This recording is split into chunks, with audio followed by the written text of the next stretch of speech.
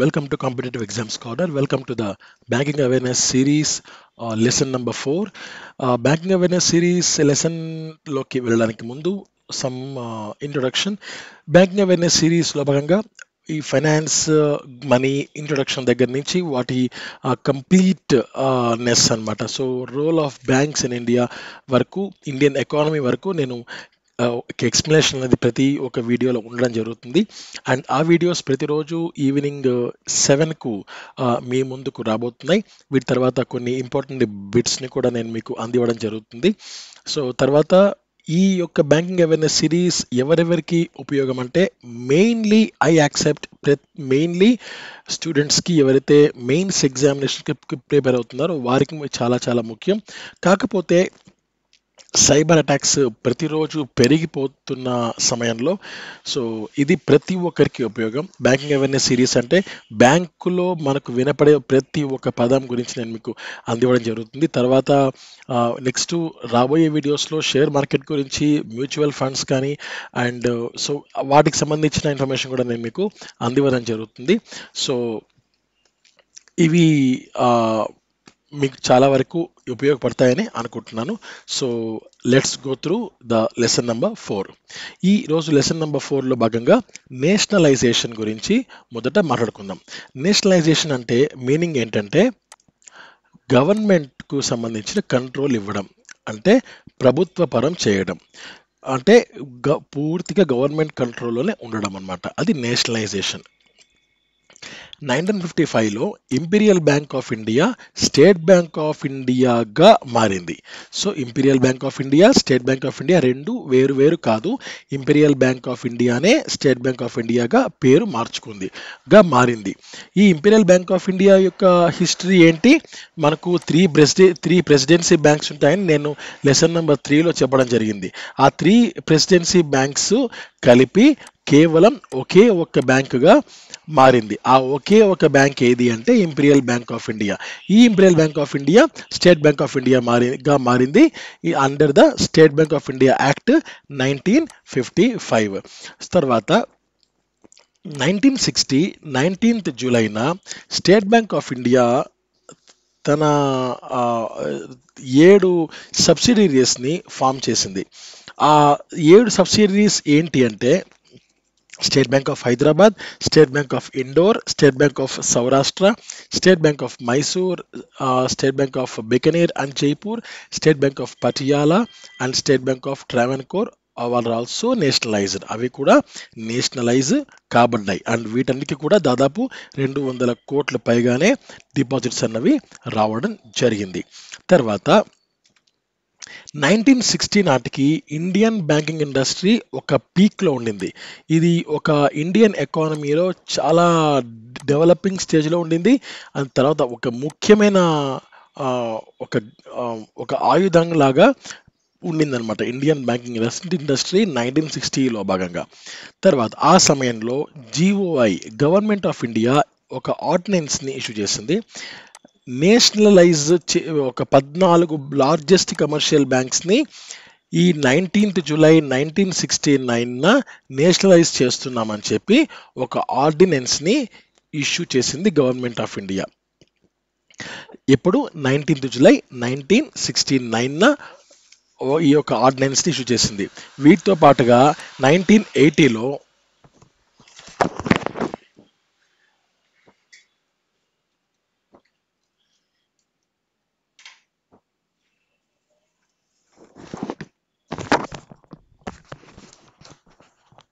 Sorry for the disturbance. So వీటితో భాగంగా 1980లో మరొక 6 బ్యాంక్స్ని కూడా నేషనలైజ్ చేస్తున్నట్టు గవర్నమెంట్ ఆఫ్ ఇండియా ప్రకటించింది. సో ఈ 1980 నాటికి ఇక్కడ ఒక 14, ఇక్కడ ఒక 6, మొత్తం కలిపి 20 బ్యాంక్స్ నేషనలైజ్ అయ్యాయి. సో దీంతో దాదాపు 91% under the control of government of India కంట్రోల్లోకి వచ్చేసింది అనమాట. 1993లో ఒక ఇంపార్టెంట్ థింగ్ జరిగింది. న్యూ బ్యాంక్ ఆఫ్ ఇండియా అన్నది పంజాబ్ నేషనల్ బ్యాంక్తో మెర్జ్ అయింది. అంటే ఈ 20 బ్యాంకుల్లో ఒక బ్యాంకు మరొక బ్యాంకుతో కలిసిపోయింది. అంటే న్యూ బ్యాంక్ ఆఫ్ ఇండియా అన్నది ఇక లేదు. It is vanished. సో కనుక ఆ సంఖ్య 20 నుంచి 19కి పడిపోవడం జరిగింది. ఇది మనకు ఒక ముఖ్యమైన అంశం అన్నమాట. చాలా చాలా గుర్తుపెట్టుకోవాల్సిన అంశం. రీటైల్ పరంగా కూడా ఒక పెద్ద బూమ్ ఆ, వచ్చిన ఇయర్ అన్నమాట.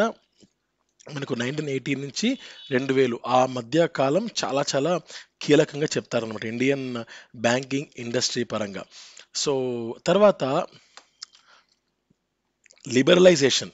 లిబరలైజేషన్ ఏంటంటే 1990లో నరసింహారావు గవర్నమెంట్ వాళ్ళు ఏం చేశారంటే లిబరలైజేషన్ పాలసీని తీసుకొని వచ్చారు.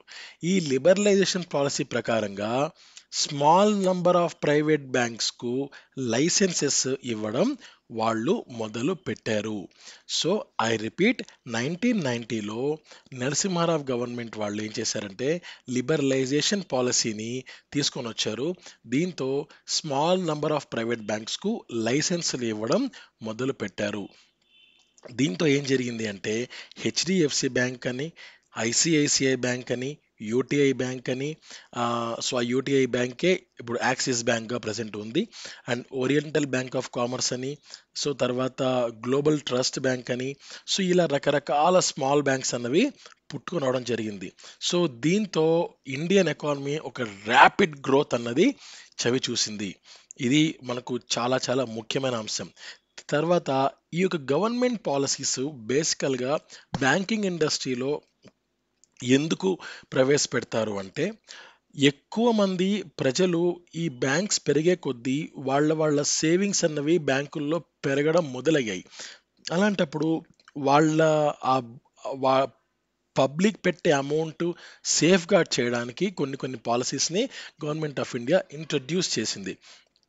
తర్వాత ఆ ఒక మనీ సప్లై అయితే ఉంటుందో, అంటే డిపాజిట్ చేసిన వ్యక్తి దగ్గర నుంచి వచ్చిన మనీ లోన్ అడిగిన వ్యక్తికి అమౌంట్ ఇవ్వడం, ఆ మనీ సప్లై అయితే ఉంటుందో దాన్ని కంట్రోల్ చేయగలగాలి. తర్వాత ప్రతి ఒక్క బ్యాంక్కి ఈక్వల్ ఆపర్చునిటీ ఇవ్వగలగాలి. తర్వాత ఫైనాన్షియల్ సిస్టమ్ ఇండియన్ ఆర్థిక వ్యవస్థ మీద ప్రజలకు ఒక బలమైన నమ్మకాన్ని వాళ్ళు కలగ చేయాలి. అదొకటి. తర్వాత ప్రజల్లో ఫైనాన్షియల్ పవర్ అన్నది పెంచాలి. అంటే ఒక వ్యక్తి డిపాజిట్ చేస్తే ఆ వ్యక్తికి ఇంట్రెస్ట్ వస్తుంది కదా, సో ఆటోమేటిక్గా ఫైనాన్షియల్ పవర్ పెరుగుతుంది. సో అది ఒకటి. తర్వాత గవర్నమెంట్ ట్యాక్స్ రెవెన్యూస్ కానీ సర్వీసెస్ కానీ ఇవన్నీ కూడా గవర్నమెంట్ ప్రొవైడ్ చేయాలి. మరొక మరొక ముఖ్యమైన అంశం, లోన్స్ అన్నవి ఇండివిజువల్ కాకుండా కంపెనీస్కి కూడా బ్యాంక్స్కి లోన్ ఇవ్వడం మొదలుపెట్టింది. అంటే ఈ యొక్క హౌసింగ్ లోన్ అని, తర్వాత స్మాల్ బిజినెస్కి సంబంధించి లోన్ కానీ, అగ్రికల్చర్ లోన్స్ కానీ ఇవ్వడం మొదలుపెట్టింది. సో అది అది కూడా గవర్నమెంట్ ఆఫ్ ఇండియాకు ప్రజలకు బ్యాంకింగ్ పరంగా చాలా దగ్గర సంబంధం అన్నది ఏర్పడింది.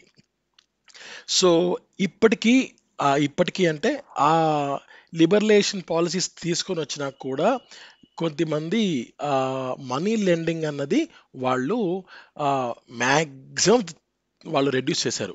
సో మనీ లెండర్స్ ఎవరైతే ఉంటారో వాళ్లకు పూర్తిగా నో చెప్పేశారు. పూర్తిగా బ్యాంక్స్ మీదే ఆధారపడ్డారు. మన దగ్గర ఏదైనా 1000 రూపాయలు ఉంది అంటే బ్యాంక్స్లో వేసుకున్నాం, చాలా సేఫ్ ఉంటుంది కదా, ఒకవేళ మనకు వడ్డీ ఎక్కువ రాకపోయినా సరే సేఫ్ అయితే ఉంటుంది కదా, మనం ఎప్పుడన్నా సరే తీసుకోవచ్చు అనే ఒక బిలీఫ్ అన్నది ఈ గవర్నమెంట్ ఆఫ్ ఇండియా తీసుకొని రాగలిగింది. That is a very good thing.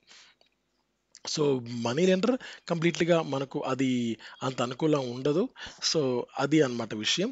తర్వాత బ్యాంకింగ్ ప్రోడక్ట్స్, బ్యాంక్స్లో మనకు వినపడే ముఖ్యమైన పదాలు. సో చెకింగ్ అకౌంట్ అని, మనీ మార్కెట్ అకౌంట్ అని, ముఖ్యంగా సేవింగ్స్ అకౌంట్ అని, తర్వాత ఇక్కడ నేను కొన్ని కొన్ని మెన్షన్ చేయలేదు, కరెంట్ అకౌంట్ అని, తర్వాత ఇక్కడ ఐఆర్ఏటి ఇండివిజువల్ రిటైర్మెంట్ అకౌంట్ అని, తర్వాత డెబిట్ కార్డ్ కానీ ఇది ఏటీఎం, అండ్ లోన్స్ కానీ, క్రెడిట్ కార్డ్ కానీ, మ్యూచువల్ ఫండ్స్ కానీ, తర్వాత మార్టిగేజ్ అని అంటారు. తర్వాత డిపాజిట్స్లో టైం డిపాజిట్స్ అంటారు. టైం డిపాజిట్స్ మామూలు డిపాజిట్స్ ఉంటాయి, చెక్ బుక్స్ ఇస్తారు. సో ఇలా చాలా చాలా అంశాలు బ్యాంకింగ్లో ముడిపడి ఉన్నాయి. తర్వాత బిజినెస్‌కి సంబంధించి కూడా కొన్ని బ్యాంకింగ్ ప్రొడక్ట్స్ ఉన్నాయి. నేను ఇక్కడ మెన్షన్ చేయలేకపోయాను.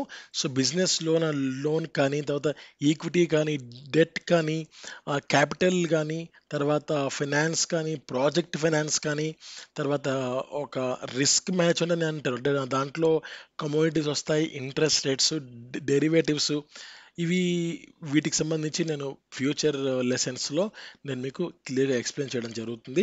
రిస్క్ మేనేజ్‌మెంట్ అంటుంటారు వాటిని. నెక్స్ట్ టర్మ్ లోన్ కానీ, క్యాష్ మేనేజ్‌మెంట్ సర్వీసెస్ కానీ, సో ఇవన్నీ కూడా మనకు ఒక కీలక పాత్ర పోషిస్తున్నాయి ప్రెజెంట్ బ్యాంకింగ్ సెక్టార్‌లో. తర్వాత అసలు బ్యాంకుల్లో రకాలేంటి? అన్ని బ్యాంకులు ఒకటేనా అంటే ద ఆన్సర్ ఈజ్ నో. అన్ని బ్యాంకులు ఒకటి కాదు. వాటిలో రకాలున్నాయి. ఆ బ్యాంకులో రకాలేంటంటే సెంట్రల్ బ్యాంక్ అని రిజర్వ్ బ్యాంక్ ఆఫ్ ఇండియా అంటారు. This is the only bank of India. This is the only bank which has the central bank as its name. So central bank అనే పేరు ఒక రిజర్వ్ బ్యాంక్ ఆఫ్ ఇండియాకి మాత్రమే ఉంటుంది. దీన్ని central bank అంటారు, bankers bank అంటారు. అండ్ సో ఇండియన్ ఫైనాన్షియల్ సిస్టంలో చాలా చాలా కీలక పాత్ర పోషించేది ఏది అంటే reserve bank of India. It is a central bank of India. So central bank అన్నమాట. Okay. Number 1. Number 2 commercial bank. Central bank అనేది ఆర్బీఐ. కమర్షియల్ బ్యాంక్ అంటే public sector, private sector, foreign banks.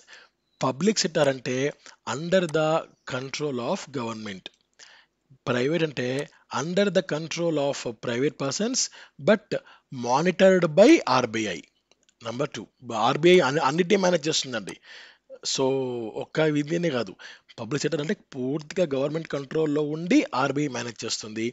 Private sector banks అంటే for example HDFC కానీ, ఇందాక నేను చెప్పినట్టు ICICI కానీ so ఇలాంటి బ్యాంక్స్ ఏవైతే ఉంటాయో వీటిని ప్రైవేట్ వాళ్ళు మేనేజ్ చేస్తున్నప్పటికీ కూడా వాళ్ళు రిజర్వ్ బ్యాంక్ ఆఫ్ ఇండియా కంట్రోల్‌లోనే ఉండాలి. వాళ్ళు మానిటర్ చేస్తూ ఉంటారు.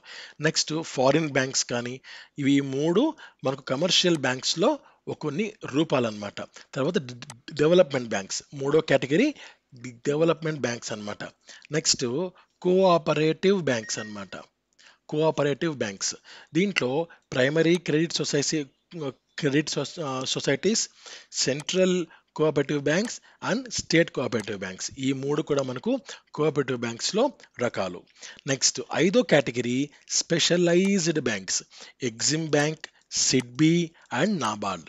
ఈ 3 స్పెషలైజ్డ్ బ్యాంక్. సో 5 కేటగిరీస్ ఉన్నాయి. Central bank, commercial bank, development banks, cooperative banks and specialised banks. So ఈ 5 రకాలు ప్రెజెంట్ ఇండియాలో ఉన్నాయి. ఇవి చాలా చాలా కీలకం.